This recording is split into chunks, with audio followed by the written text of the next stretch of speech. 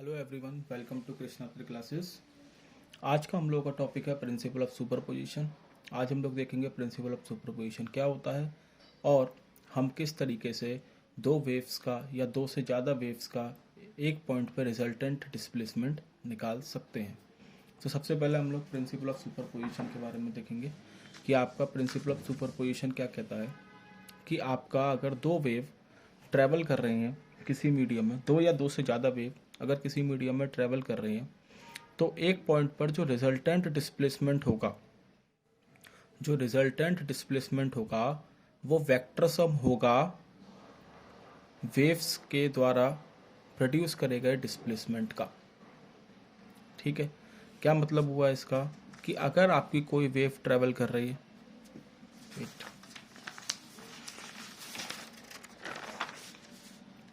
अगर आपकी कोई वेव ट्रैवल कर रही है, ठीक, और इसी के साथ कोई दूसरी वेव भी है जो ट्रैवल करेगी, मान लो इस तरीके से ट्रैवल कर रही है, तो अगर मुझे किसी पॉइंट पर डिस्प्लेसमेंट निकालना है किसी पर्टिकुलर पार्टिकल का, तो वो कैसे निकलेगा? तो मैं यहाँ पर इनका वेक्टर सम कर दूंगा, y is equal to y1 plus y2, और अगर दो से ज़्यादा वेव हैं तो वो जितनी भी वेव हैं उनके डिस्प्लेसमेंट का वेक्टर सम हो जाएगा।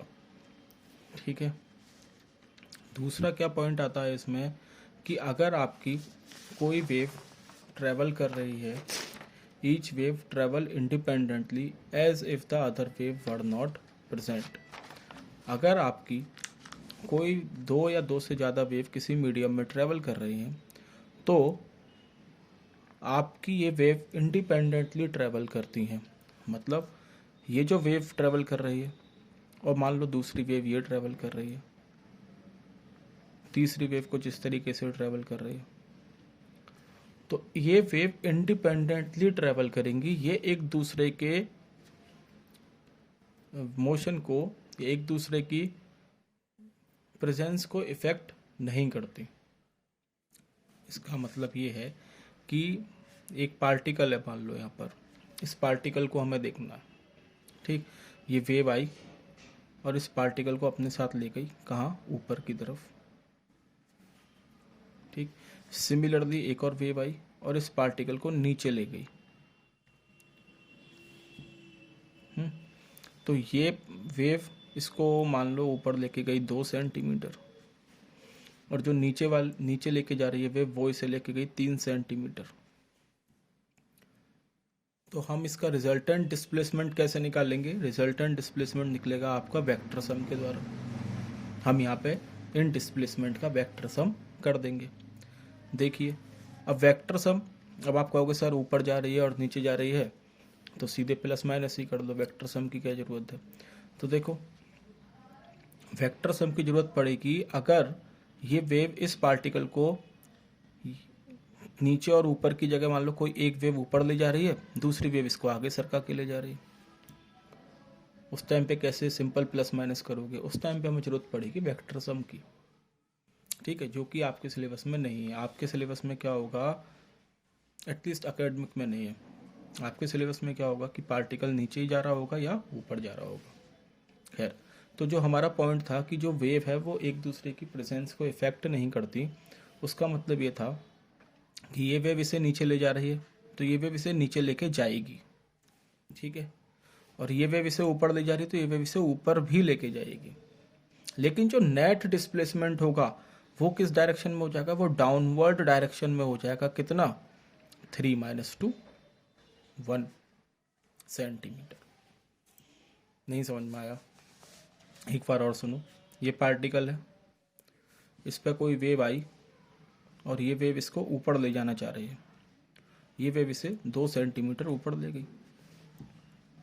ठीक है, अब हम अलग अलग देख रहे हैं। ये एक वेव आई, इसको ऊपर ले गई, यही पार्टिकल रखा है, इस पार्टिकल को, ये दूसरी वेव है, ये इसको कहाँ लेके जाना चाह रही है? नीचे की तरफ, 3 सेंटीमीटर ले गई। लेकिन अगर ये दोनों वेव इस पॉइंट पे एक साथ आती हैं, इस पॉइंट पे एक साथ ट्रेवल करते हुए आती हैं, तो हमारी पिक्चर क्या बनेगी? ये पार्टिकल, ये इसको ऊपर ले जाना चाह रही है 2 सेंटीमीटर, यही वेव इसको नीचे ले जाना चाह रही है 3 सेंटीमीटर। अब क्या होगा, तो अभी भी ये वेव इसको नीचे की तरफ लेके जाएगी, ये वेव इसको ऊपर की तरफ लेके जाएगी, लेकिन जो नेट डिस्प्लेसमेंट हो जाएगा वो कितना हो जाएगा, वो 1 सेंटीमीटर हो जाएगा नीचे की तरफ। ठीक है, तो यही आपका कह रहा था कि जो वेव है वो एक दूसरे की प्रेजेंस को इफेक्ट नहीं करती। होप कि आप लोगों को ये चीज समझ में आ गई होगी। तो प्रिंसिपल ऑफ सुपरपोजिशन क्या कहता है कि अगर मुझे किसी पॉइंट पर रिजल्टेंट डिस्प्लेसमेंट निकालना है तो मैं उस पॉइंट पर दोनों वेव्स के या दो से ज़्यादा जितनी वेव हैं उनका वेक्टर सम कर दूंगा। उनका वेक्टर सम कर देंगे तो मेरे पास नेट डिस्प्लेसमेंट आ जाएगा उस पॉइंट पर जो पार्टिकल है उसका। ठीक है, और हर वेव यहाँ पे इंडिपेंडेंटली ट्रेवल करती है, एक दूसरे की प्रेजेंस से इफेक्ट नहीं होगी। आप लोगों ने 11th क्लास में वेव इक्वेशन पढ़ी होगी। क्या होती है wave equation, y = a sin ω_t + kx। कुछ बुकों में ω_t - kx भी मिलेगा, कुछ में cos ω_t + kx मिलेगा, cos ω_t - kx मिलेगा। कुल मिला के साइन और कॉस के फंक्शन में हमें वेव की इक्वेशन लेनी होती है। साइन और कॉस के फंक्शन में हम जो लेके चलेंगे, हम साइन में लेके चलेंगे और प्लस लेके चलेंगे, कोई फर्क नहीं पड़ेगा, रिजल्ट हर इक्वेशन से सेम आता है। ठीक है, साइन और कॉस के फंक्शन में तो हम जो लेके चलेंगे y = a sin ω_t + kx। ठीक है, तो ये आपका है वेव इक्वेशन हो गई है। अब यहाँ पे मतलब क्या है, तो ये तो डिस्प्लेसमेंट हो गया। ठीक, ए जो है आपका एम्पलीट्यूड हो गया। देखिए ये चीज़ आप लोग 11th में पढ़ के भी आए हूँ, लेकिन यहाँ पे हम लोग एक बार रिवीजन कर लेते हैं। आज के लेक्चर में सिर्फ रिवीजन ही चलेगा। ठीक, ओमेगा क्या है, आपकी एंगुलर फ्रीक्वेंसी है, एंगुलर फ्रीक्वेंसी, जिसका फॉर्मूला होता है ओमेगा = 2πf। ठीक है, के क्या है आपका, के आपका 2π/λ। ठीक है, 2π/λ, ये वैल्यू आपको याद रखनी है। के है 2π/λ, ओमेगा है 2πf, ए है आपका एम्पलीट्यूड, वाई है आपका डिस्प्लेसमेंट। नेक्स्ट आपका आता है coherent sources. Coherent sources, coherent sources देखिए अब हम पढ़ना है इंटरफेरेंस। नेक्स्ट क्लास में हम लोग डिस्कस करेंगे इंटरफेरेंस। इंटरफेरेंस की पहली कंडीशन ही ये पढ़ोगे आप लोग कि हमारी सोर्सेज कोहेरेंट होनी चाहिए।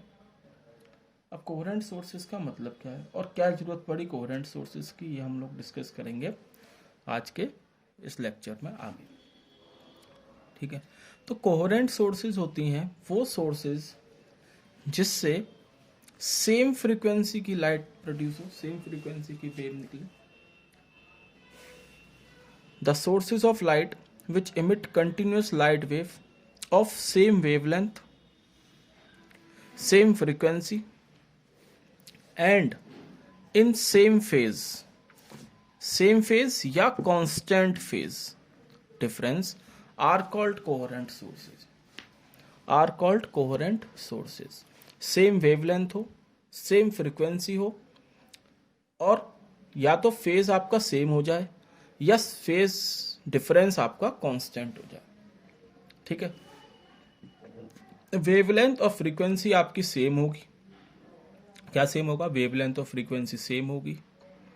जो फेज है वो या तो दोनों वेव का सेम हो या उनमें जो डिफरेंस है फेज में वो कांस्टेंट हो जाए। क्या कहना चाह रहा है, तो इससे समझेंगे। हमने दो वेव मानी, y1 = a1 sin ω_t + kx1, y2 = a2 sin ω_t + kx2। तो देखो फेज क्या होता है, तो ये जो चीज आपको ब्रैकेट में लिखी दिख रही है साइन के बाद, यही आपकी फेज कहलाती है। ये क्या है, आपका फेज है। ठीक है, ये फेज है पहली बात। दूसरी चीज हमने बोला कि कोहेरेंट सोर्सेस के लिए जो वेवलेंथ है वो सेम होनी चाहिए। अगर आपने वेवलेंथ सेम कर दी, इसका मतलब के सेम हो गया दोनों वेव के लिए, इसका मतलब के सेम हो जाएगा दोनों वेवलेंथ के लिए। तो दोनों में इक्वेशन में हमने के और के कर दिया। ठीक है, दूसरी चीज आपने बोली फ्रीक्वेंसी कांस्टेंट होनी चाहिए। फ्रीक्वेंसी कांस्टेंट होने का मतलब है कि एंगुलर फ्रीक्वेंसी कांस्टेंट हो गई, ओमेगा कांस्टेंट हो गया, सेम हो गया दोनों वेव के लिए। तो यहाँ ओमेगा ओमेगा दिख रहा होगा तुम्हें। एम्पलीट्यूड दोनों का डिफरेंट हो सकता है, तो एक का A1 हो गया, एक का A2 हो गया। एंगुलर फ्रीक्वेंसी आपने सेम कर दी। अभी हम लोग सेम टाइम पे देख रहे हैं। किस टाइम पे देख रहे हैं? सेम टाइम पर। ठीक है, तो टी सेम टाइम पे देखेंगे भाई। किसी वेव पे देखोगे कि मैंने कहा इस पार्टिकल का डिस्प्लेसमेंट कितना है 1 सेकंड पे, तो सेम टाइम पे तो देखूंगा ना दोनों वेव की वजह से। तो टी हमारा सेम हो गया। ठीक, लैम्डा हमने सेम कर दिया है, वेवलेंथ सेम है, फ्रीक्वेंसी सेम है। अब फेज डिफरेंस क्या है? देखो, तुम कहोगे सर ये फेज है, ठीक है ये भी फेज है, तो इसका फेज तो omega t plus k x one है, इसका phase omega t plus k x to है, तो यहाँ तो फेज तो सेम नहीं है, फेज तो अलग हो गया। तो इसलिए ही हमने आगे इसमें ऐड करा है और having a constant phase difference. या तो फेज सेम हो जाए या फेज डिफरेंस कांस्टेंट हो जाए। अब फेज डिफरेंस कांस्टेंट कैसे हो सकता है? अब पहली बात तो फेज डिफरेंस है क्या? तो फेज डिफरेंस आपने जो आपकी दो वेव इक्वेशन लिखी हुई हैं, y1 is equal to A1 sine omega t plus k x one, और दूसरी y2 is equal to A2 sine omega t plus k x two. ये जो दो इक्वेशन लिखी हैं, इनके जो फेज हैं, इनके डिफरेंस को ही हम क्या बोल देंगे? फेज डिफरेंस बोल देंगे। तो फाई क्या हो जाएगा? फाई क्या हो जाएगा? मान लो कि ये वाला फेज डिफरेंस, अब ये ज़्यादा है क्योंकि x2 हमारा ज़्यादा है x1 से, ऐसा हम मानेंगे। तो omega t plus k x to, इनका डिफरेंस निकाल दो बस, minus omega t plus k x one. ठीक, तो यहाँ से ओमेगा टी से ओमेगा टी कट जाएगा, तो फाई क्या आ गया? के एक्स, के कॉमन आ जाएगा, तो x2 माइनस x1। ठीक, तो फाई क्या आ गया आपका? के की जगह 2 pi upon lambda into delta x. अब देखो ये फेज डिफरेंस कांस्टेंट हुआ कि नहीं हुआ? लैम्डा कांस्टेंट है, लैम्डा आपका कांस्टेंट है। x2 और x1 तो चेंज नहीं होंगे ना टाइम उसके साथ, तो आपका क्या हो गया? जो फेज डिफरेंस है वो आपका कांस्टेंट हो जाएगा। ठीक है, तो या तो आपका फेज सेम हो जाए दोनों वेव्स का, या फेज जो है दोनों वेव के लिए कांस्टेंट हो जाए फेज डिफरेंस। तो फेज डिफरेंस आपका क्या निकला यहाँ से? 2 pi upon lambda into delta x. ठीक है, 2 pi upon lambda into delta x. समझ में आ गया भाई? यहाँ तक समझ में आ गया होगा। 2 pi upon lambda into delta x, ये आपका कांस्टेंट फेज डिफरेंस हो गया। मतलब ये तो मैं याद रखना है। ठीक है, नेक्स्ट चलते हैं। अब इन दो वेव्स का हम एडिशन कैसे करेंगे? या एक पर्टिकुलर पॉइंट पे अगर मेरी दो वेव जाके मीट कर रही हैं तो वहाँ डिस्प्लेसमेंट कितना होगा? इसके लिए हम एक फॉर्मूला डेराइव करेंगे। इसका एक शॉर्टकट भी है और एक ये लॉन्ग तो हमने लिख ही रखा है। तो पहले हम लॉन्ग वाला डिस्कस करेंगे। लॉन्ग वाले में अगर हम देखो, हमने दो वेव मान ली। एक वेव हो गई A1 sine omega t plus k x, अब कहोगे, और दूसरी हो गई y2 is equal to A2 sine omega t plus k x plus five. अब कहोगे भाई के x1 और के x2 क्यों नहीं लिए? तो के x1 और के x2 ही लिख रहा है, ध्यान से देखो। आ जाओ यहाँ पे दोबारा लौटते हैं। ये चीज़ तो कांस्टेंट है। तो अगर मैं इसको लिख दूं फाई इज इक्वल टू के x2 माइनस x1, तो यहाँ से आपका फाई, इसको उठा के इधर ले आऊँ तो ये हो जाएगा फाई प्लस के x1 इज इक्वल टू के x2। ठीक है, तो x2 कितना हो जाएगा? फाई अपॉन के प्लस x1। यही यहाँ लिखा है। अब तुम कहोगे कि सर ये तो यहाँ पे तो k नीचे आ रहा है, तो k भाई कांस्टेंट है। अगर मैं इस पूरी इक्वेशन में k से मल्टीप्लाई कर दूं सेम चीज का तो कोई फर्क पड़ेगा, कांस्टेंट है वो। ठीक है, तो यहां हमने kx2 की जगह क्या लिख दिया, 5 प्लस kx1। अब x1 की जगह हमने सीधे उसको x ही लिख दिया, तो मैं इसको क्या लिख सकता हूँ, kx2 is equal to 5 plus kx लिख दिया, 1 हटा दिया मान से। तो यहाँ पे ये इक्वेशन आपकी बन गई a2 sine omega t plus kx plus 5। ठीक है, क्लियर है। ये दो जनरल इक्वेशन हमारे पास वेव की दे रखी है, हमें इनका डिस्प्लेसमेंट निकालना है। थोड़ा ध्यान से समझना, थोड़ा कंफ्यूजिंग डेरिवेशन है, पर अकेडमिक में कभी कभी पूछ लेते हैं, इसलिए करवाना पड़ेगा। ठीक है, ये है आपका। अब इन दोनों को मुझे ऐड करना है, कैसे, वेक्टर सम होगा। तो y is equal to y1 plus y2, यहाँ वैल्यू पुट कर दी दोनों की। अब यहाँ पे थोड़ी मैथमेटिक्स यूज होगी। मैथमेटिक्स क्या है, टेक्नोमेट्री है, बल्कि करना क्या है इसमें, इस omega t plus k x को हम मानेंगे a और इस फाई को हम मानेंगे b, और बीच में लग रहा है प्लस का साइन, तो ये हो गया प्लस। तो ये क्या हो गया, साइन a प्लस बी हो गया ये। तो साइन a प्लस बी का फॉर्मूला तुम्हें यहाँ यूज करना है। क्या होता है साइन a प्लस बी का formula, sine a plus B का फॉर्मूला होता है sine a cos b plus cos a sine b. इसको एज इट इज लिखा, प्लस a2 और अंदर जाएगा साइन a प्लस बी। तो omega t plus k x आपका a है, तो ये हो गया sine omega t plus k x plus cos B, और b क्या है, फाई के बराबर, तो ये हो गया cos phi plus cos omega t plus k x dot sine phi. ठीक है भाई, समझ में आ गया। a आपका omega t plus k x के बराबर है, b आपका फाई के बराबर है। फॉर्मूला हमने यहाँ यूज कर दिया। अब कुछ भी नहीं है इसमें, यहीं पे कंफ्यूजन होता है सबसे ज़्यादा, क्योंकि ये फॉर्मूला याद नहीं रहता बहुत लोगों को। तो ये तुम्हें फॉर्मूला याद रखना है, sign a cos b plus cos a sine B. ठीक, अब यहाँ से क्या करोगे, तो omega sine omega t plus k x, और यहाँ पे भी आ रहा है sign omega t plus k x, इनको यहाँ से कॉमन ले लेंगे। जब कॉमन लोगे तो यहाँ से बचेगा a1 और यहाँ से क्या बचेगा a2 cos फाई, और ये वाली जो चीज है इसको ऐसा लिख दिया a2 cos omega t plus k x dot sine phi. ठीक, ये हो गई इक्वेशन 3। अब यहाँ पे क्या है, यहाँ पे हम लोग एज्यूम करेंगे, लेट करेंगे कि आपका जो a1 प्लस a2 है, देखो अब a1 प्लस a2 हमें निकालने का है रिजल्टेंट डिस्प्लेसमेंट। ठीक है, रिजल्टेंट डिस्प्लेसमेंट, जब रिजल्टेंट डिस्प्लेसमेंट की एक इक्वेशन बनेगी, क्योंकि हम जनरल बात कर रहे हैं, तो इक्वेशन बनेगी, उस इक्वेशन का भी एक डिस्प्लेसमेंट, एक एम्पलीट्यूड होगा। उस एम्पलीट्यूड को देखो यहाँ पे मिल रहा है, दोनों इक्वेशन का, दोनों वेव का एम्पलीट्यूड हम ऐड कर रहे हैं, तो इसको हम लेट कर देंगे कि ये आ जाएगा R cos theta, a1 plus a2 cos five किसके बराबर आया, आर कॉस थीटा के, आर कॉस थीटा के। छोटा कर दिया इक्वेशन को बस, और कुछ नहीं करा।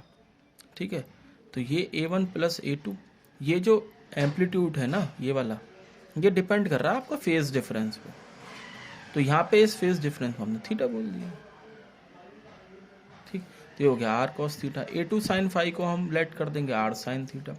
इन दोनों वैल्यू को हम इक्वेशन 3 में पुट करेंगे, तो हमें मिल जाएगा R sine omega t plus k x, यहाँ है पहले से ही, और इसकी जगह आ जाएगा आर कॉस थीटा, ये लिख दिया, plus cos omega t plus k x ऐसे ही लिखोगे, और a2 साइन फाई की जगह आर साइन थीटा आ जाएगा, आर साइन थीटा लिख दिया। आर दोनों में कॉमन है, बाहर ले लोगे। अब ये चीज़ क्या बन रही है, sign omega t plus k x मतलब sine a cos b plus cos a sine B, वही सेम फॉर्मूला जो ऊपर यूज करा था, पहले खोला था अब बंद कर देंगे। पहले फॉर्मूला ओपन करा था, अब की बार फॉर्मूला क्लोज करना है, तो क्लोज कर दो इसको। ये साइन ए कॉस बी, यहाँ जो ए था, जहाँ यहाँ पे जो कॉस के साथ था वो साइन के संग आ गया, जो साइन के साथ था वो कॉस के साथ आ गया। इसका मतलब sine a cos b plus cos a sine b लग रहा है, तो ये हो जाएगा साइन ए प्लस बी, तो sine omega t plus k x plus theta. ये जो तुम्हारा आया ये है resultant displacement, R sine omega t plus k x plus theta. अब बोलो सर यहाँ पे आर क्या है, सर यहाँ पे थीटा क्या है। तो आर और थीटा के लिए हम यूज़ करेंगे इक्वेशन ए और बी, जहाँ पे हमने इनको इंट्रोड्यूस करा। आर पहले तो कहीं नहीं थे ना ऊपर तक, यहाँ पे इंट्रोड्यूस करा हमने आर को, यहीं इंट्रोड्यूस करा हमने थीटा को। तो इन्हीं दोनों इक्वेशन का यूज़ करके हम आर और थीटा की वैल्यू निकाल लेंगे। क्या करेंगे, ये जो दो इक्वेशन हमने मानी इक्वेशन ए और बी, इनमें स्क्वायरिंग करो दोनों तरफ और दोनों को ऐड कर दो। आपको क्या मिल जाएगा, R square cos square theta plus R square sine square theta, square करके दोनों को ऐड करना है।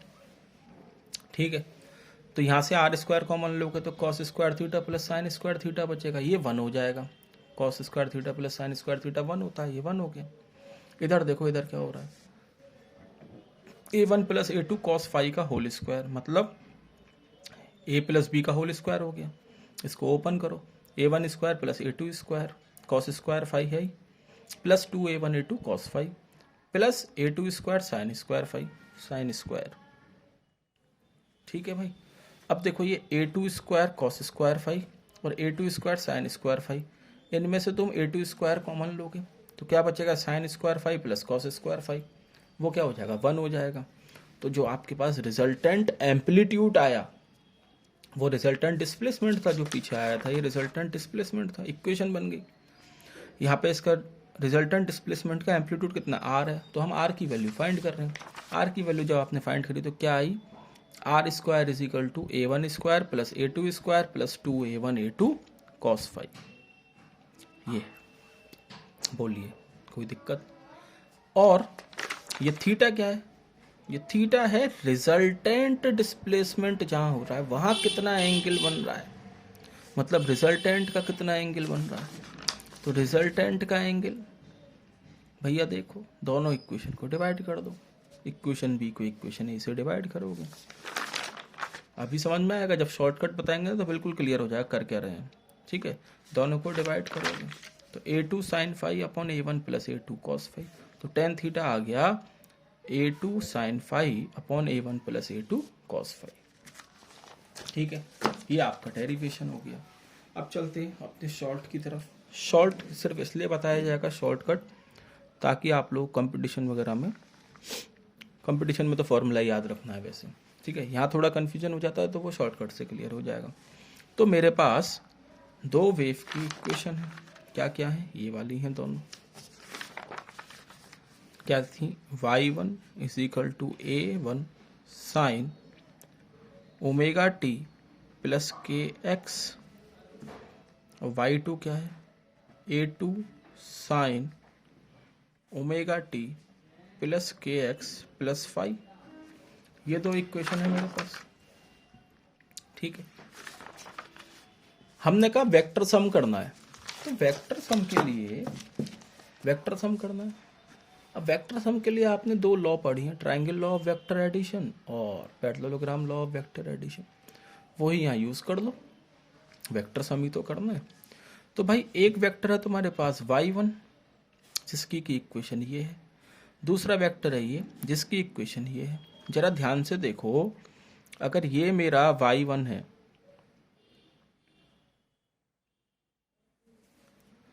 ठीक है, ये वेक्टर मेरा y1 है,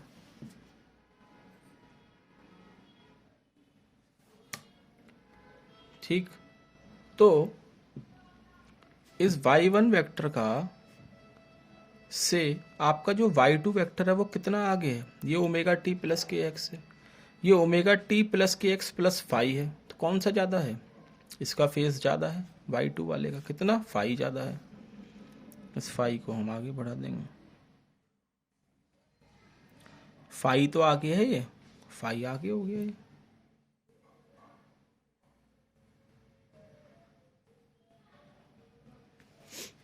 फाई आगे हो गया। ठीक है, अच्छा मैग्नीट्यूड कितना है, सॉरी यहाँ मैग्नीट्यूड कितना है वेक्टर का, a1 है, तो इसकी लेंथ किसके बराबर होगी, a1 के बराबर होगी।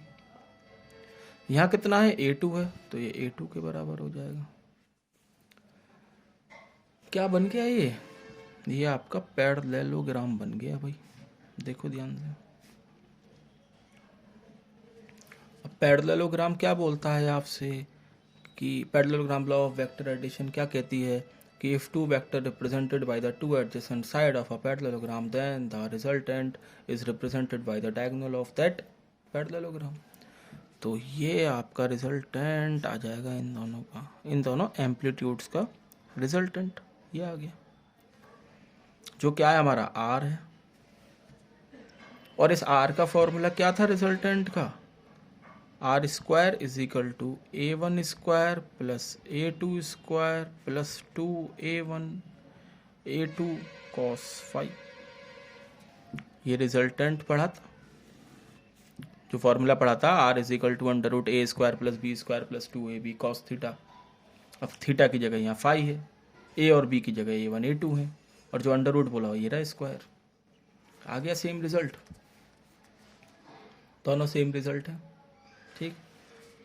और ये रिजल्टेंट कितना एंगल बना रहा है, कहां से, फ्रॉम वेक्टर वन बोल लो, उसको हम क्या बोल रहे हैं यहाँ, थीटा बोल रहे हैं। क्या फॉर्मूला आता था इसका, तो tan theta is equal to b sine theta. B sine theta मतलब बी वेक्टर, दूसरा वेक्टर कौन सा है यहाँ a2, तो a2 sine five divide by a plus b cos, तो a1 plus a2 cos five. ये है तुम्हारा, देखो दोनों आप समझ में आ गया। हमने ये थीटा क्या है, ये आर क्या है, R is the resultant and theta is the angle made by the resultant, ठीक। ये तुम्हारी प्रिंसिपल ऑफ सुपरपोजिशन है, ठीक है, क्लियर है। तो इस तरीके से आप प्रिंसिपल ऑफ सुपरपोजिशन का यूज करके दो वेव का रिजल्टेंट निकाल सकते हो, दो या दो से ज्यादा वेव का भी निकाल सकते हैं। आप वेक्टर है, वेक्टर ही तो है, अब तो इस फिगर से क्लियर हो जाएगा। इसका रिजल्टेंट आ गया, इसका आ गया, एक और वेक्टर मान लो ऐसे जा रहा है आगे की तरफ, फिर एक और जा रहा है ऐसे, तो कितनों का भी एडिशन कर लो, कैलकुलेशन उतनी ही बड़ी हो जाएगी, ठीक है। एंगल बार बार चेंज होता रहेगा, ये थीटा है, अगला रिजल्टेंट यहाँ बनेगा मान लो इस जगह पे, तो ये वाला थीटा हो जाएगा, यहाँ बनेगा तो ये वाला हो जाएगा, सिंपल है, ठीक। तो ये है आपकी प्रिंसिपल ऑफ सुपरपोजिशन। कोई डाउट अगर होता है तो आप कमेंट सेक्शन में अपना कमेंट डाल के पूछ सकते हैं, ठीक है।